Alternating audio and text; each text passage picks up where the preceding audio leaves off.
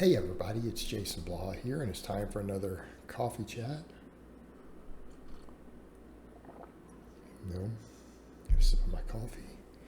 Obligatory forearm flex. I was thinking about covering the thing with Chris Jones and Lane yesterday, which, by the way, Chris gave me a shout out there. Appreciate it, brother. Already thanked him in private. He messaged me as soon as the video was uploaded to let me know he had mentioned me in there. All good. Chris and I've always got along, way back even for a decade. So the thing is, instead, I decided, because when I woke up, I was trying to wake up this morning, checking my phone, looking at my feed on social media. Right there, Cali Muscle selling Crackies cookies. Again, he has clearly got his Facebook back. And, you know, to me, this really isn't even about Cali Muscle. When I saw that, I'm like, this sums up the fitness industry, the industry, not necessarily coaches. I'm not talking about coaches who are trying to help people, but the industry, the personalities in the industry, the people making the real money in the industry. Of the shadiness, the hypocrisy. You know, keeping in mind for the unaware, Cali Muscle is the one person who survived kind of the death watch I did years ago. Said certain influencers, look, they have roughly this amount of time. If he survived it, barely, and, you know, more power to him. He's lost tons of muscle. Lost tons of weight. He's been on this crazy crusade pushing raw veganism and screaming about the evils of junk, of bad food. He's gone after meat, gone after refined sugars, gone after junk food, all of this stuff, right? All these foods he's attacked. And I mean, made it his entire crusade. Yet he's still advertising the cookies that he sells. See where we're going with this? Isn't that really the fitness industry? I mean, right there. He is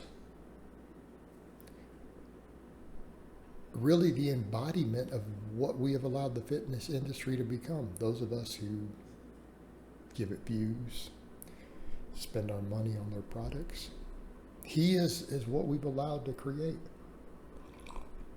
We've allowed this industry to do this because that's really what they do. How many of these people, we promote health. You know, you say you crap like pre-workouts. You know, say you garbage supplements.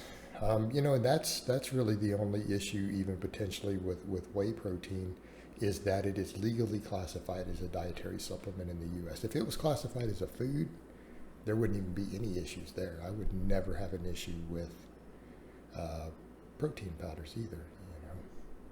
But it's because it's the industry itself got laws put into place in the U.S.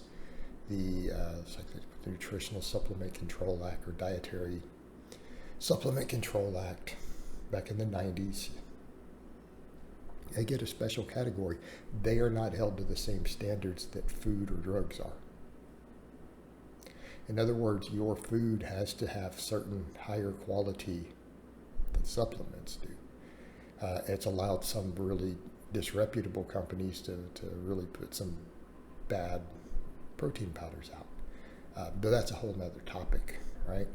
That's why you got to be careful where you buy it. But I think protein powders are great. I think protein shakes are great. But the rest of the industry, the rest of the supplements are largely scams, cons, junk in them, bad. A lot of them are bad for your health. And yet they push them. They push them. That's almost a thing that I've said, that I feel like pre-workouts are kind of like, we'll create the problem and sell you the solution. Not largely the industry itself. In other words, poorly written programming, bad training ideas. Implement that so that people are struggling to recover and make it through workouts, and sell them stimulants to help them get through their workouts. you know. And no, it's not lost on me that I'm drinking coffee here. I happen to like coffee. One of my vices, and it's a mixed bag on health benefits. There's some potential health benefits, some risk, but I place it in the category of the health benefits outweigh the negatives, I think, my opinion. And a lot of experts agree, but it could all be that we're just caffeine addicts. So again, be willing to set our personal biases aside. I think that's important in all this. Admitting that you have a personal bias and say, hey, that personal bias may be influencing my judgment. Own it.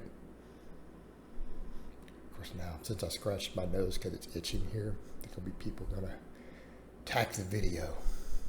God, you could tell. He touches his nose, he's lying. Okay. But back over to the point. I mean, that is the fitness industry. Cali Muscle personifies the fitness industry. Use tons and tons and tons of drugs while claiming you're natural. Okay? Yeah?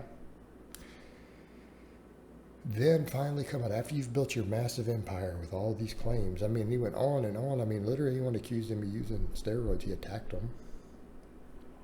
Okay? Build your empire, build your wealth. Then when you have the health issues, blame that, but then blame the bad food. Go on this whole crusade that you can then use to monetize. Go on a crusade. Demonize the food, yet still own a company that makes and sells the very thing that you were attacking and demonizing, and then still use your empire to advertise for it.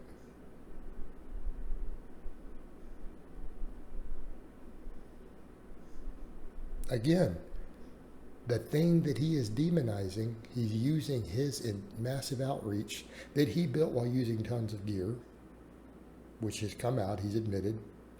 It's well known, using the tons of gear. The whole time claiming natural, attacking anyone who said otherwise. Again, textbook fitness industry. Then blames all this food for his health issues. Heart attack, everything. Demonizes all sorts of foods, like even healthy whole foods. Has a company selling it, and while demonizing it, still uses the outreach to sell the junk food. Advertise for it. That is really the business model. That's almost the whole model of the fitness industry, isn't it, right there? It's nothing to do with fitness. Everything to do with selling all of you a bunch of garbage. All right, guys, but that's really all I have to say on that today. I hope it's been informative, and I'll talk to you guys next time.